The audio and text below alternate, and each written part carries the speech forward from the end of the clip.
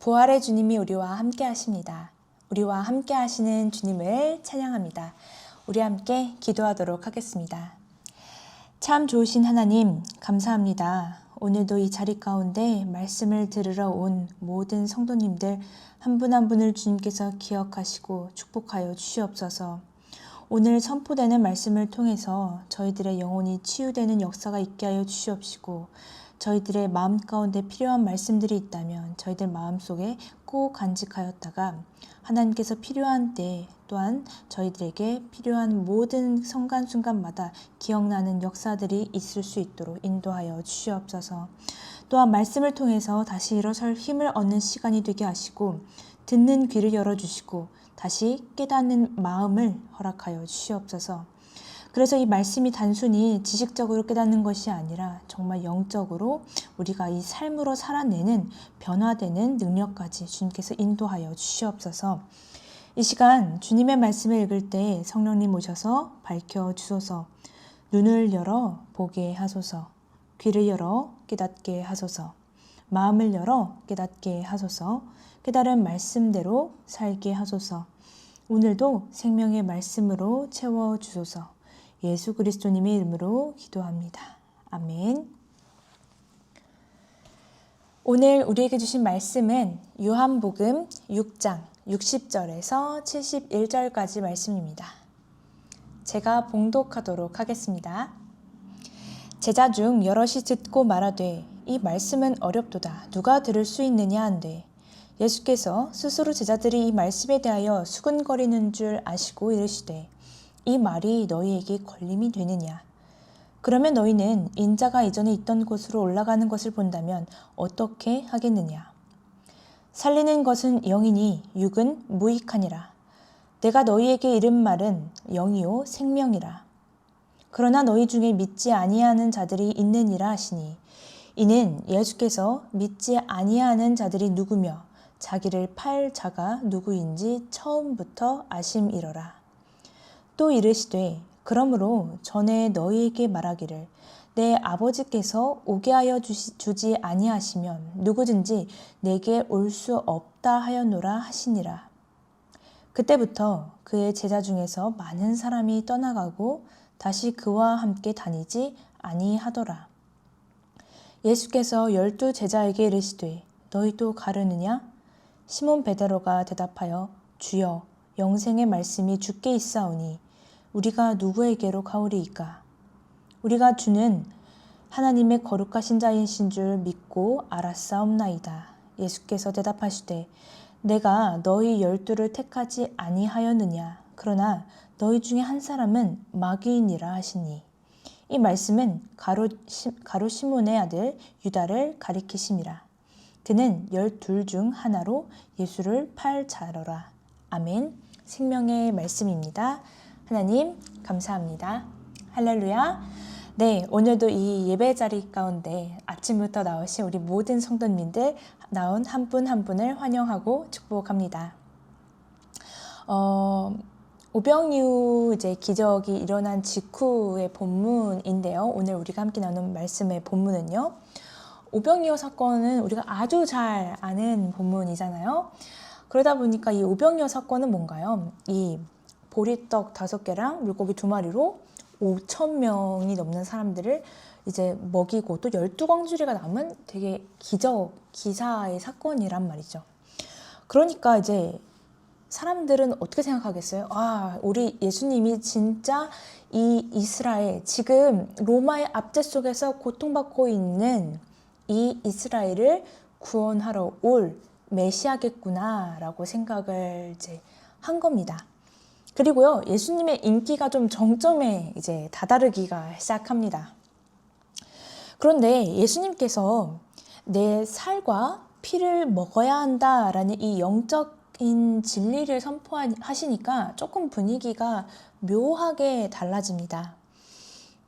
사람들은요, 그 원하는 떡이라는 것은 우리의 육적인 배를 불리는 떡을 바라는 거지 영적인 배를 부른다라는 것은 아마 이스라엘 사람들 그리고 또한 오늘을 살아가는 우리에게 딱 와닿지 않는 것일 수도 있습니다. 십자가의 복음을 이제 원하는 것은 아니었던 거겠죠? 그런데 그 오늘 본문은요, 그 갈림길, 내가 육적인 배부름만 바랄 건가? 아니면 정말 영원한 배부름, 영원한 목마름을 채울 그런 복음을 내가 따르며 살아갈 것인가를 고르는 그 갈림길에서 서성이는, 정말 그 갈림길 서성이는 자들에게 이 본문이 우리한테 묻고 있는 겁니다. 이제 첫 번째 60절부터 들어가면요, 많은 제자가 이제 말합니다. 이 말씀이 어렵다는 거예요. 누가 들을 수 있을까? 이 예수님의 진리를 선포하는 말씀이 좀 어려운데, 어떻게 받아들일 수 있을까라는 건데, 여기서 어렵다라는 거는요, 좀 이해하기가 어렵고 쓰는 단어가 어렵고 이런 뜻보다는 가치관 충돌인 겁니다. 왜냐하면 예수님께서 지금 오병이어 사건 직후 여러 기적들을 보여주시고 이런 사건 이후인데, 내 몸에 지금 내가 이 땅을 밟고 있는 나의 몸과 또 이 사회 속에서의 내 기대는 뭐예요? 나를 위로하고 내 이제 곳간과 내 주머니가 이제 잘 채워지고, 지금 내 삶을 괴롭게 하는 모든 문제들을 즉각 해결해 주는 사람, 즉각 해결해 줄 수 있는 메시아를 원하는 게 지금 나의 육적인 이제 니즈, 육적인 원함이었단 말이죠. 이 당시 사람들도 지금의 우리들과 다를 바가 전혀 없었을 거란 말이죠. 그런데요, 예수님은 그 다른 차원의 실제를 말씀하시는데 63절에 이렇게 말씀하십니다. 살리는 것은 영이니 육은 무익하니라. 내가 너희에게 이른 말은 영이요 생명이라. 아멘. 이렇게 말씀하십니다. 진짜 신앙이 내 귀에 들리는 달콤한 소리, 다 해결될 거야. 다 아무 문제 없어. 너가 지금 하는 문제들, 너가 하는 행동들 잘못된 거 없어. 이런 것들이 아니라 조금 우리가 불편하고 그런 소리도 들을 줄 알아야 된다라는 거예요. 그리고 내 영혼을 수술하는 좀 불편한 진리가 이제 수용을 할 줄 아는, 어떻게 보면 우리의 본능과 좀 거스르는 그런 행동들을 해야 되고 그런 가짐들이 필요해야 한다는 겁니다. 그러니 사람들이 뭐겠어요?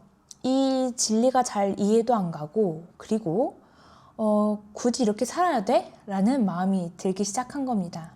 그래서 우리가 십자가의 길이 좁은 문, 좁은 길이라는 말이 왜겠어요? 그만큼 지키기 어렵고 따르기가 어렵기 때문일 거라고 생각이 듭니다. 이런 논쟁들이 막 오가는 과중에 이제 66절 말씀은 조금 우리에게 슬픔으로 다가왔는데요. 뭐라 나오냐면요. 그때부터 그의 제자 중에서 많은 사람이 떠나가고 다시 그와 함께 다니지 아니하더라. 이렇게 나옵니다. 여기서는 꼭 제자들이 12제자들만 포함되진 않아요. 예수님의 말씀을 듣는 사람들, 그리고 따르고 싶어하는 사람들 다 제자라고 했기 때문에 꼭 12명 안에 들어야지만 제자라고 통칭하지는 않아요. 대표적인 사도로 나중에 이제 사도성으로 대표적으로 부름을 받은 건 맞지만 그 외에 많은 제자들이 있었던 것은 맞거든요. 그런데 예수님을 따르겠다고 막 했던 사람들이 예수님이 진짜 가르침을 좀 듣고 불편함을 감수해야 되는 이야기를 들으니까 어때요? 떠나가는 그 모습들을 예수님께서 보시는 겁니다. 그리고요, 예수님은요, 떠나가는 그들을 딱히 붙잡지도 않으십니다. 그리고 오히려 남은 12제자들한테 휙 돌아보시면서 물으십니다. 너희도 가르느냐? 라고 말입니다. 이 질문은요, 오늘을 살아가는 우리에게도 하시는 질문입니다. 저는 특별히 이 본문을 묵상하면서 좀 이 질문이 뜨끔하고 찔림으로 다가왔었는데요. 너도 떠나갈 생각이니? 라는 그런 질문으로 다가왔기 때문입니다. 우리가 일이 잘 풀릴 때 하나님께서 막 나와 함께 하시는 것 같고, 그런데 내 일이 잘 풀리지가 않고 뭔가 문제가 생길 때는 하나님이 나를 버리시는 것 같고 뭐 신경 쓰시지 않으신 것 같고, 그런 생각을 갖는, 어떻게 보면 기복적인 신앙을 갖는 것, 예수님이 우리한테 마치 그래 그렇게 해서 너도 가려고 하는 거니? 라고 묻는 것과 같습니다. 기복이 사라지고 삶의 고난이 찾아오고 신앙생활이 내 마음대로 막 되지 않을 때, 그럴 때에도 여전히 주님 곁에 머무시겠습니까? 그런데요, 이 베드로, 참 베드로 멋있는 인물이에요. 그리고 되게 강단 있고 멋있는 인물인데요. 떨리는 목소리로 대답합니다. 68절부터인데요. 주여, 영생의 말씀이 주께 있사오니 우리가 누구에게 가오리이까? 이렇게 대답합니다. 진짜 진리가 예수님께 있는데 우리가 누구한테 가서 뭐 하겠습니까? 이렇게 멋지게 대답을 하는 겁니다. 베드로라고 해서 분명히 예수님의 마음과 그 말씀을 다 이해한 것은 아니겠죠. 분명 그도 우리가 잘 알다시피 예수님이 고난을 받고 그러실 때 배신했던 일들도 있고 이런 사건들이 있었지만 그는 분명히 마음 깊이 알았을 겁니다. 주님 곁을 떠나 세상 어디를 가도 영원한 생명의 대안이 없다라는 것 말입니다. 그래서요, 신앙이라는 것은 모든 것이 다 과학적으로 이해가 돼서라기보다는 주님만이 유일한 생명임을 알기 때문에 우리가 버티는 것이기도 합니다. 그리고 본문의 마지막은 조금 섬뜩하기도 하죠. 바로 가룟 유다에 대한 경고로 마무리가 됩니다. 그는 몸은 예수님 곁에 머문 사람이에요. 무려 12제자에 속한 사람입니다. 그런데요, 마음은 어떤가요? 마음은 이미 예수님 곁을 떠난 사람이죠. 우리는 베드로처럼 투박하더라도 진심 어린 고백으로 머문 주님의 제자입니까? 아니면 유다처럼 이익을 계산하면서 이게 나한테 도움이 될까? 안 될까?를 따지면서 있는 제자입니까? 세상의 유행과 가치는 정말 많이 바뀌죠. 그런데요, 영생의 말씀은 변하지 않는다고 오늘 말하고 있습니다. 오늘 이 아침 떠나가는 군중의 모습, 그 뒷모습을 바라보지 마시고요. 오늘 앞에 서 계신 생명의 주님을 바라보시기를 소망합니다. 그래서 우리에게 너희도 가려느냐라는 그 질문에 머뭇거리는 것이 아니라 늘 주님과 함께 있겠습니다 라고 대답하시는 우리 멋진 동숙교회 성도님들이 되시기를 간절히 소망하도록 하겠습니다. 우리 함께 말씀을 마치면서 기도하겠습니다. 함께 기도하겠습니다. 사랑의 근원이신 하나님 아버지, 오늘도 저에게 말씀으로 하루를 채워주심에 감사드립니다. 오늘 말씀을 통해서 저희들이 내 삶이 잘 풀릴 때만 하나님이 나의 곁에 계시지 생각하는 것이 아니라 언제나 어디서나, 또한 내 삶이 잘 풀릴 때나 그렇지 못할 때에나, 내가 정말 저 끝에 낭망 속에 있을 때에도 나 혼자 있는 것이 아니라, 나 홀로 있는 것이 아니라 하나님께서 나와 함께 아파하시는 분임을, 나와 함께 동행하고 계신 분임을 잊지 않는 우리들이 될 수 있도록 인도하여 주시옵소서. 사순절을 지나는 이번 2026년 사순절 기간 동안 주님의 고난을 묵상하면서 우리들의 고통을 그저 방관하시는 분이 아니라 우리들과 함께 아파하시는 분임을 저희들이 잊지 않는 우리 동숙교회 성도님들이 될 수 있도록 인도하여 주시옵소서. 그래서 저희들이 우리들의 계산적인 신앙을 갖고 있는 것이 아니라 하나님께서 나와 함께 하심을 믿고, 또한 베드로처럼 정말 투박하더라도 순종하며 정말 나의 마음을 전심으로 고백하는 우리 진정한 제자가 될 수 있도록 인도하여 주시옵소서. 이 모든 것 주님께서 함께 하실 줄을 믿고 감사드리며 사랑의 주 예수 그리스도의 이름으로 기도드렸습니다. 아멘.